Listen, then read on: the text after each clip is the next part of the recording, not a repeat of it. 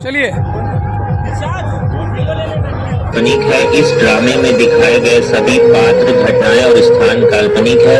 किसी भी जाति, धर्म या समुदाय को ठेस पहुंचाना इस ड्रामे का उद्देश्य नहीं है।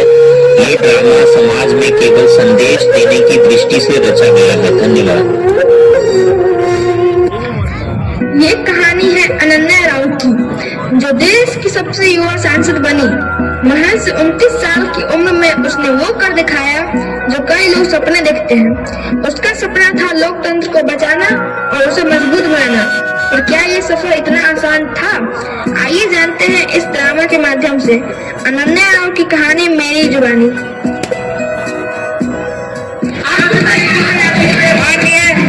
माननीय सदस्य महोदय, कृपया शांत रहे। आज हमारे देश की सबसे युवा सांसद अनन्या राव मौजूद हैं, उन्हें बोलने का मौका दीजिए। अनन्या राव, आप अपनी बात कहिए। माननीय अध्यक्ष महोदय, हमारे देश का लोकतंत्र खतरे में है। अगर हम अभी नहीं जागे तो जनता का विश्वास हमेशा के लिए खो देंगे। लोकतंत्र इस जनता से है। लोकतंत्र का असली मतलब है जनता की सेवा, उनकी समस्याओं का समाधान और उनके अधिकारों की सुरक्षा। पर ये सरकार उनके अधिकारों की सुरक्षा क्या करेगी? ये तो उनके बुनियादी अधिकारों को भी उनसे छीन रही है। हमारे संविधान में कानून सबके लिए बराबर है, लेकिन इस सरकार ने कानून व्यवस्था को मकड़ी के उस जाले की तरह बना दिया है जिसमें गरीब लाचार फंसते हैं और बड़े बड़े लोग, उस उद्योगपति उस जाल से जालसाजी करके बच जाते हैं। आप कहना क्या चाहते हैं अनन्या जी? क्या हमारे देश में लोकतंत्र और कानून व्यवस्था नहीं है? हमारी सरकार जनता की बहुमत से बनी है और कानून व्यवस्था का संपूर्ण पालन करके चलती है। आलोक गुप्ता जी, बहुमत का मतलब ये नहीं होता कि आप अल्पसंख्यकों को, निचली जाति, गरीब, लाचार और मजलूम की आवाज को कुचल देंगे। लोकतंत्र का मतलब है सबकी भागीदारी, सबकी आवाज, सबका विकास। लेकिन आपने अपने राजनीति चमकाने के लिए इन सभी लोगों को हर बुनियादी सुविधाओं से वंचित कर रखा है। अनन्या जी, आप अभी नहीं है। राजनीति के खेल में नैतिकता से ज्यादा अनुभव काम आता है। अनुभव तो मुझे उसी वक्त हो गया था जब मैं एक गरीब परिवार में जन्मी और गरीबी की समस्याओं से दो चार हुई। इसलिए मैं राजनीति के मैदान में गरीबों की और मजलूमों की आवाज बनकर आई हूँ। मैं अपने कार्यकाल में जनता के बीच रहूंगी और उनकी हर समस्याओं का समाधान करूंगी। अनन्या राव जनता के बीच गई और उनकी समस्याएं सुनी। उन्होंने क्या देखा, आइए जानते हैं। कर्ज देने वाले हमें धमकी दे रहे हैं। हम पढ़े लिखे हैं पर नौकरी नहीं है। क्या यही लोकतंत्र है? और ये महंगाई का बोझ सर पर है। हमारा गुजर बसर कैसे होगा? मैं आप सभी की समस्याओं को दूर करूंगी और आप लोगों की हक की आवाज बनूंगी। अरे क्या नाम है उस नई सांसद का? अनन्या राव। अपने आप को ज्यादा होशियार समझती है। अभी उस पर 2-4 मुकदमे लगाकर उसे अंदर करवाता हूँ। मीडिया तो अपने हाथ का कठपुतली है ही, जैसे नचाएंगे वैसे नाचेगा। आलोक गुप्ता अनन्या राव पर सरकार की तरफ से 500 करोड़ के अनुदान को हड़पने का आरोप लगाता है, जिससे समाज में अनन्या राव की छवि खराब हो जाती है। सारा मीडिया उसके खिलाफ हो जाता है। इन सभी घटनाओं से अनन्या काफी दुखी हो जाती है और उसकी हिम्मत टूटने लगी। उसे समझ में नहीं आ रहा था कि वो कैसे इन समस्याओं से निपटेगी। वो अपने कमरे में बैठकर यही सोच रही थी कि अचानक उसके घर पर एक अजनबी महिला दस्तक देती है।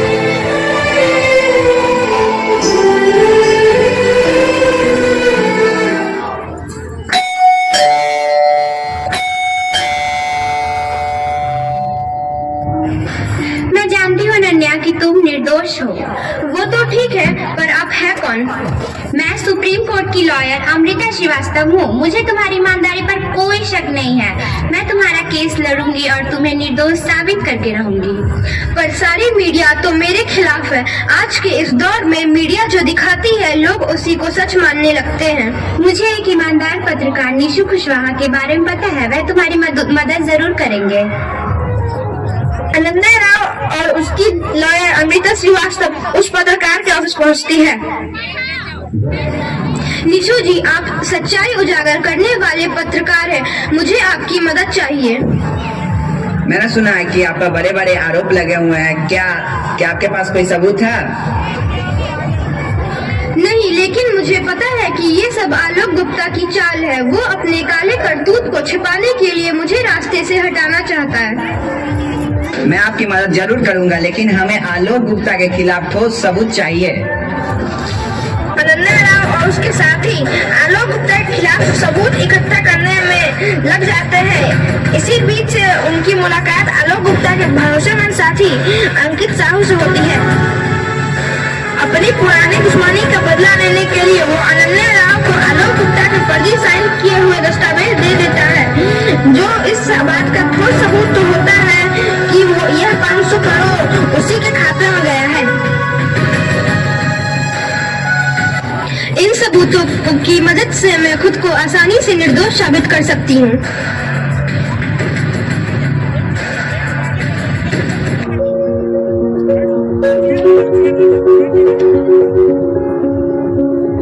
समक्ष केस की सुनवाई होती है। आलोक गुप्ता के लॉयर अनन्या पर झूठे आरोप लगाते हैं।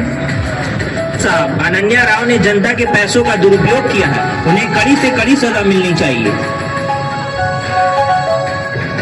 माननीय जज साहब, ये आरोप झूठे हैं। मेरे पास सबूत है कि असली आरोपी आलोक गुप्ता है, और ये रहे फर्जी साइन के दस्तावेज और बैंक ट्रांजैक्शन की रिपोर्ट।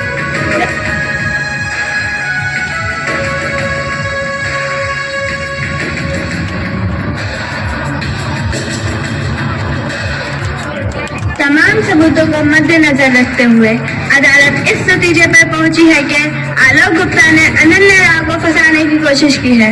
कोर्ट अनन्या राव को निर्दोष करार देती है और आलोक गुप्ता को आईपीसी की धारा 327 के तहत दोषी करार देती है।